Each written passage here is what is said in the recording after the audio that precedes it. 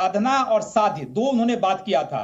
अगर अगर आपके पास जो साधन है, साधन जो है अगर वो उचित नहीं हो तो आपका साध्य भी पूरा नहीं होता, ये गांधी जी ने कहा था। यानी साधन और साध्य की बात कर रहा हूं।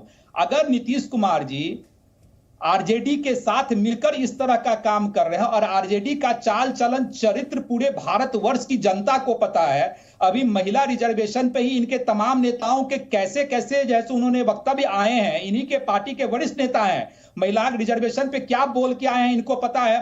तो ये धार्मिक उन्माद, जातिगत उन्माद फैलाने के लिए लोग जाने जाते हैं। तो नीतीश जी की अगर मंशा भी सही होगी तो बदल जाइएगा माधव भाई के साथ मिलकर ये क्या मजबूरी है, कभी पूरा नहीं होगा। इतना बदलने के पीछे का राज क्या है? राजनीतिक लाभ लेने की कोशिश कर रहे हैं। मैंने कहा ना, अगर आपका मंशा सही रहता तो आप आर्थिक गणना को भी पेश करते। अरे आप अपना चरित्र बताइए ना, आपके नेता का की सरकार आकार है, प्रकार है कुछ आपके नेता का, कभी यहाँ कभी वहाँ आकलन होना चाहिए। लेकिन आपका उद्देश्य वो नहीं है। आपका उद्देश्य तो नीतियां बनाने से नहीं है, आपका उद्देश्य जातिगत गणना का रिपोर्ट जारी कर दिया, किस जाति की कितनी संख्या है।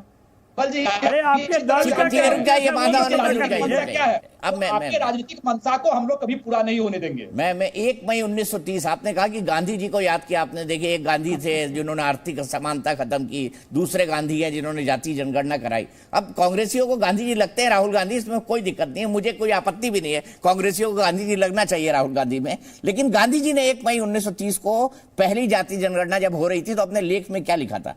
मेरे हमारे अपनों के स्वराज में जाति व धर्म के भेद का कोई स्थान नहीं है।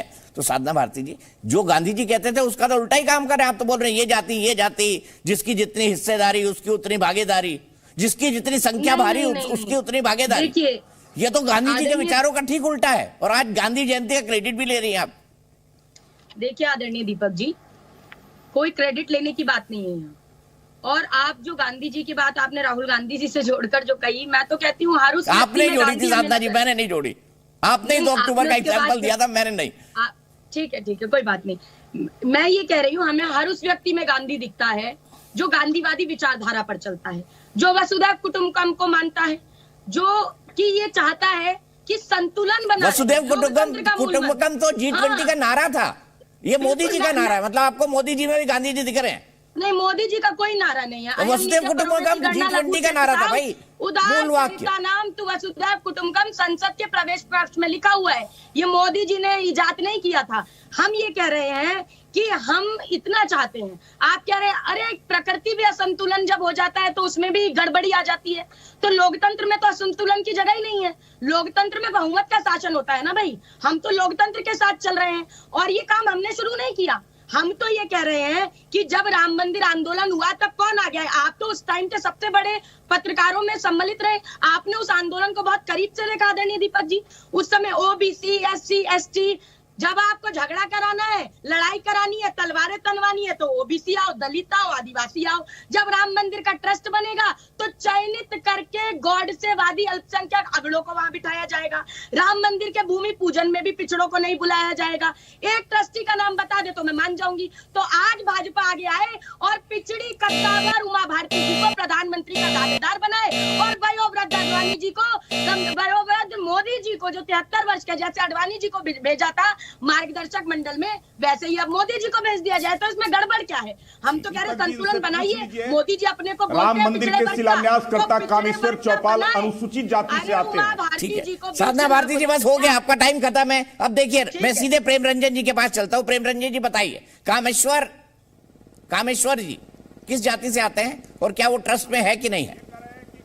राम मंदिर के निर्माण में ये कह रहे हैं कि राम मंदिर के निर्माण में जो ऐसे कोई पिछड़े वर्ग के लोगों को नहीं, अरे उनको जानकारी होना चाहिए।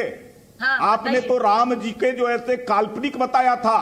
आपने कोर्ट में हलफनामा दायर किया था कि कोई जन्म स्थान उनका है ही नहीं, राम काल्पनिक है। और हमने राम मंदिर के शिलान्यास कराया तो दलित वर्ग से आते हैं कामेश्वर चौपाल जी, उन्होंने जो ऐसे उनका शिलान्यास किया था। और पूरे ट्रस्ट में भी जो ऐसे उस ट्रस्ट में वो प्रमुख भूमिका निभा रहे हैं। और भगवान राम तो सबके हैं भगवान राम। और जहां तक है कि आप सब लोगों ने जो ऐसे केवल अपने सत्ता में केवल पिछड़ों को आपने और दलितों को, कमजोर तबके के लोगों को उमा भारती केवल जी को झांसे में रखने का काम बनाइए किया, कभी उनकी को महत्व नहीं दिया, कभी सत्ता में भागीदारी नहीं दी, कभी हिस्सेदारी नहीं दी, कभी आप देश के प्रधानमंत्री नहीं बनाए, कई पदों पर आपने नहीं रखने का काम किया। अरे हम लोगों ने राष्ट्रपति से लेकर करके और हर जगह पर जो है उन कमजोर तबके के लोगों को, चाहे वह अनुसूचित जाति के हो, अनुसूचित जनजाति के हो, अगर राष्ट्रपति बनाने का काम अगर भारतीय जनता पार्टी ने ही किया है, इस काम को किया है। हम लोग सबका विकास, सबका सम्मान चाहते हैं, सबका उत्थान चाहते हैं। मैं जवाब देना चाहूंगी। हमारा नारा ही अंत्योदय, अंतिम व्यक्ति का अभ्युदय, जो समाज के से दबे कुचले कमजोर तबके। ठीक है, आप दिखा दीजिए कि मैं जवाब देना चाहूंगी। नरेंद्र मोदी जी ने जो योजना बनाया है, चाहे जितनी प्रकार की, वो जवाब देना चाहूंगी आदरणीय दीपक जी। ठीक है, साधना जी जवाब दीजिए, फिर मैं उसके बाद जाऊंगा धीरेन्द्र कुमार जी के पास। तो किन के लिए? हाँ देखिए, अभी आप शांत रहिए आदरणीय रंजन जी, अब मेरा समय, मुझे बोलने दीजिए, मैंने आपको लोगों को मिल रहा है। आदरणीय रंजन जी, अब आप दीपक जी ने शांत कराइए प्लीज, मैं तब अपनी बात रखूंगी, बीच में बोलते रहेंगे तो कैसे आवाज जाएगी। अगर जो है आप, अरे भाई शांत हो जाइए, आदरणीय दीपक जी प्लीज इन्हें शांत अच्छा कराइए। राजीव, प्रेम जी रुक जाइए, रुक जाइए, आपका वक्त खत्म हो गया है। मैं सीधे साधना भारती जी के पास चलता हूँ। साधना जी बताइए, उन्होंने कह दिया कि भाई कामेश्वर चौपाल, उन्होंने ही तो जब सब पहली कार सेवा हुई थी उसके लिए शिला पूजी थी, और अभी ट्रस्ट में भी है। मैं तो कह रही हूँ, विनय कटियार जी कहाँ है, साध्वी रितंबरा जी कहाँ है, साध्वी उमा भारती जी कहाँ है, क्या बुलाया गया था, बताइए क्या है ट्रस्ट में। और दूसरी बात, इन्होंने राम की बात कही, ये कह रहे हैं राम सबके हैं, यही आदरणीय उमा जी कहती हैं, यही मैं भी कहती हूँ, यही पूरा देश कहता है राम तो सबके हैं। लेकिन फिर क्यों मोनिका बट्टी, जिनके पिता मनमोहन शाह ने रावण का मंदिर बनाया, उनकी बेटी मोनिका बट्टी को क्यों टिकट दे दिया है छिंदवाड़ा के अमरवाड़ा से भाजपा ने? इसका मतलब भाजपा तो रावणवादी हो गई। अरे वो गोडसे का मंदिर बनाने वाला भी कांग्रेस में है साधना भारती जी। अरे तो उसने विचारधारा बदल कर आना चाहा तो बुलाया, गोडसे का मंदिर बना दिया और कह रही विचारधारा बदल ली, अब कांग्रेस में आ गया। आपको पता है ना, मध्य प्रदेश में गोडसे का मंदिर जिसने बनाया वो कांग्रेस में है। नहीं, बिल्कुल नहीं। हम तो कह रहे हैं अगर कोई गॉडसे की विचारधारा बदल कर आना चाहे तो आ जाए, हम तो स्वागत करते हैं। गजब है आपके लिए, मतलब आप भी बदल। अभी यही आरोप प्रधानमंत्री जी पे लगा रहे थे कि जाति गिनाते हैं। मैं एक मिनट में पूरी बात कर लूं। दूसरी बात मैं कहूंगी, संजय निषाद जिन्होंने कहा माता कौशल्या के सतीत्व पर प्रश्न उठाते हुए भगवान राम जी तो दशरथ के पुत्र नहीं है, उन पर आज तक कार्रवाई नहीं कर पाए। राम की तुलना रम से करने वाले नरेश अग्रवाल को भाजपा ने राज्यसभा भेज दिया।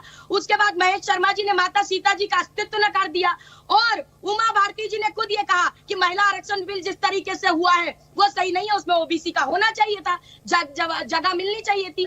तो हम तो कह रहे हैं, आप ही तो वादा करते थे जातिगत जनगणना का साहब, आपने ही सुप्रीम कोर्ट में हलफनामा देकर कह दिया कि जातिगत जनगणना नहीं कराएंगे, जटिल प्रक्रिया है। तो ये बताइए अब आप क्या रहे हैं, सही है यहाँ प्रवक्ता बैठकर तो मीठा मीठा गप और कड़वा कड़वा तू, ऐसा तो नहीं चलेगा। तो हम तो कह रहे हैं जिसकी जितनी संख्या है उसके आधार पर आप दे दीजिए आरक्षण, उसमें परेशानी क्या है। 63 आपने क्यों नहीं जारी किया था? 2011 में जाति आधारित गणना कराई गई थी, आप उसका क्यों नहीं जो है रिपोर्ट जारी किए? क्या कारण था? इसलिए जो है आप बता दीजिए, जरा बता दीजिए, आपने क्यों नहीं जारी किया? आप जारी कर। साधना जी आपने गिनवाया था लेकिन आंकड़े जारी नहीं किए थे।